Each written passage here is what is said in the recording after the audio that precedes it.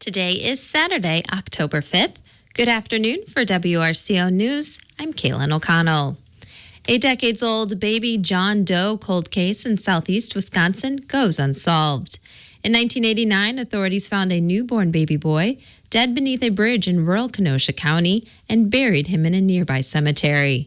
After the infant's body was exhumed for DNA evidence in 2015, the baby's death was treated as a homicide after a DNA match identified the newborn's next of kin in 2022.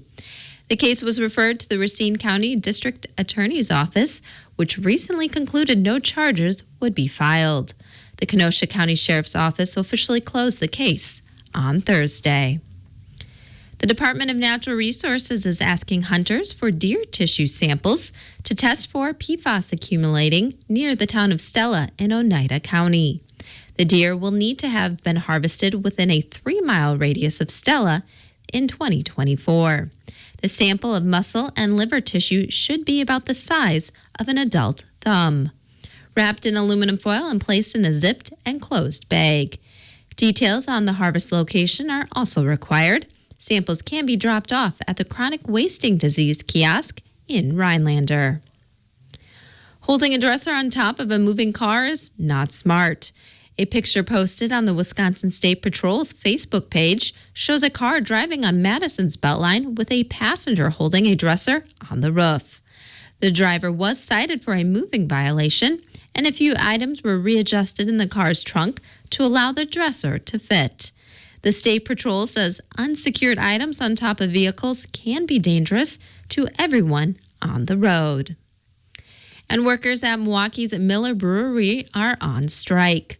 The work stoppage began Wednesday after members of the International Association of Machinists and Aerospace Workers voted to reject the final offer by the owner. Issues driving the strike include wages that aren't keeping up with inflation and work-life balance. Statement from the company says the multinational brewery believes the offer put forward was competitive, and the company hopes for a beneficial resolution. Richland Center's Color Fest weekend continues through Sunday. The Hill Country Classic Power's annual Wheels of Time Truck Tractor Show at the Richland County Fairgrounds continues through tomorrow at 4 o'clock. You can view classic, restored tractors, trucks, cars, and other vehicles. A parade will be held this afternoon at 4 o'clock. Admission is free. You are encouraged to support the show through your purchase of pie, and the 4-H will be serving food and refreshments. Oakwood Fruit Farm is hosting their Customer Appreciation Days at the Orchard today and tomorrow.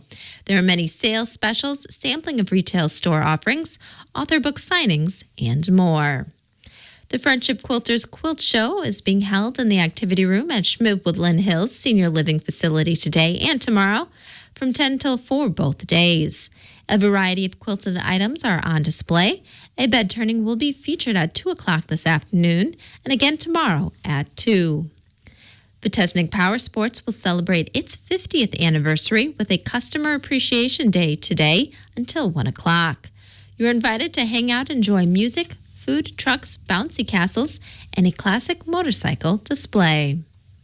Richland County EMS is hosting a fall festival this afternoon until 4 o'clock at Crosscut Park. Kaylee Klatt is an EMS professional. She says this is a fundraiser to provide service to the community. We had talked about transferring into a paramedic service, hopefully at the beginning of 2025, and that's kind of what sparked the idea of let's make an event to raise money for all of the equipment and medications that we will be needing for that transition. Abby Nagel says the equipment is quite expensive. When I was going through like kind of a baseline, kind of like getting like the bare minimum stuff, we were finding that it was going to cost like tens of thousands, if not maybe upwards of like $100,000 just to kind of staff bare minimum our first 3 out trucks for some medications, some basic supplies, some basic equipment, stuff like that for us to upgrade to the paramedic level. Kaylee Klatt invites you to enjoy some great food and children's activities going on this afternoon. We have a lot of local people donating stuff. Visor Creek Meats in Bear Valley, they are donating all of the meats that we are doing. Hipshes in Keysville is donating all of the sweet corn that we are doing. We are going to be doing a corn boil. And then Oakwood Fruit Farm is actually donating a bunch of apples. We have a DJ playing some music for the event. We have some bounce houses, and we are actually going to be doing some competitions for the kids. The street is blocked off by the station on Jefferson Street for you to enjoy the festivities and to take a tour of the station. You can join the community of Richland Center for a celebration of sights and sounds at the Canyon of Lights Nighttime Parade tonight at 7. Bands, civic clubs, and businesses, as well as other unique nighttime lighted floats, are all part of the Canyon of Lights Parade. This year's theme is Superhero Showdown. If you would like to participate in the parade, registrations will be accepted up to parade time. For more information, you can call 608-630-2452. American Legion Post 13 in Richland Center will be serving a free will biscuit and gravy and scrambled egg breakfast tomorrow morning from 7 until gone. And tours of the AD German warehouse will be held tomorrow. Tours begin on the hour promptly at 11 o'clock, noon, 1 and 2. Tickets are priced at $20 per person. The Ithaca School Fair will be held next Saturday as part of Homecoming's Welcome to the Jungle. Those planning to enter the fair are reminded that the deadline to enter exhibits is on Tuesday. Enter your exhibits online at fairentry.com/fair/sign-in/20951. Now that the temperatures are getting cooler in the evenings and weather conditions are changing soon, many consumers might be looking for a place to store larger spring and summer recreational items to keep them protected during the fall and winter. Michelle Reinen is with the Wisconsin Department of Agriculture, Trade, and Consumer Protection. Winter weather is coming. Maybe you have a boat or recreational vehicle or that classic car that you're going to want to store. And consumers may not realize that here at DADCAP in our Bureau of Business Trade Practices, we're responsible for enforcing a variety of consumer protection laws, which include licensing and regulating public warehouse keepers who store for hire. Now, storing for hire means the accepting and maintaining custody of another person's property for payment. It's not including those rental storage units or self-storage that renters can access at any time or that they want, and they store their own belongings. Again, this is that storing for hire where you don't have the specific access to the unit. They are licensed by our agency and include many types of businesses that store a variety of items for individuals. When searching for a licensed store for hire location, DADCAP can help.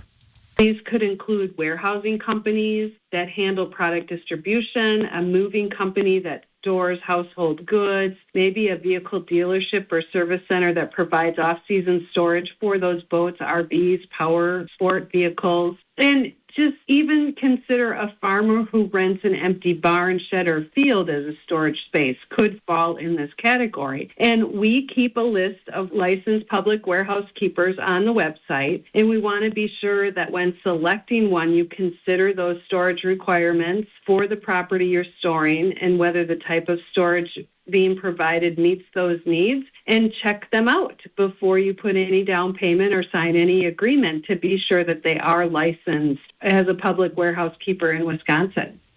Michelle Reinen says that it is important that the place of storage is licensed so you can get proper coverage to protect what you are storing in case something happens.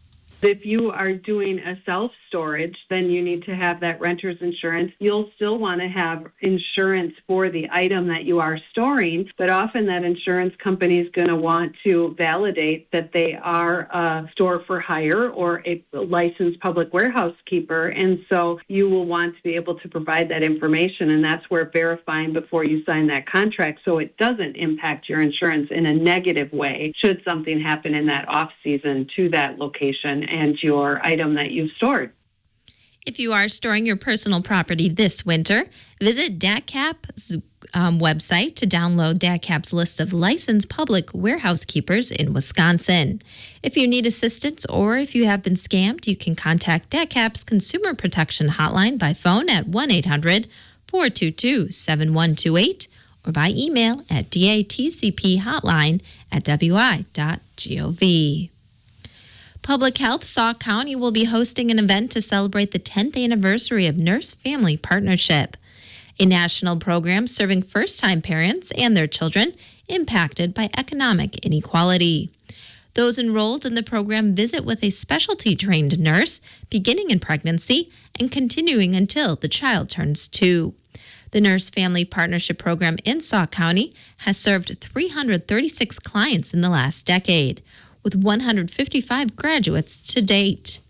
To celebrate the program's success, there will be an event on Tuesday from 2 o'clock until 5 at the Public Library in Baraboo. The event will provide an opportunity to learn more about the program and its successes and to meet the staff. Light refreshments will be served. If you would like to attend, please RSVP for the Public Health Sauk County Nurse to Family Partnership event.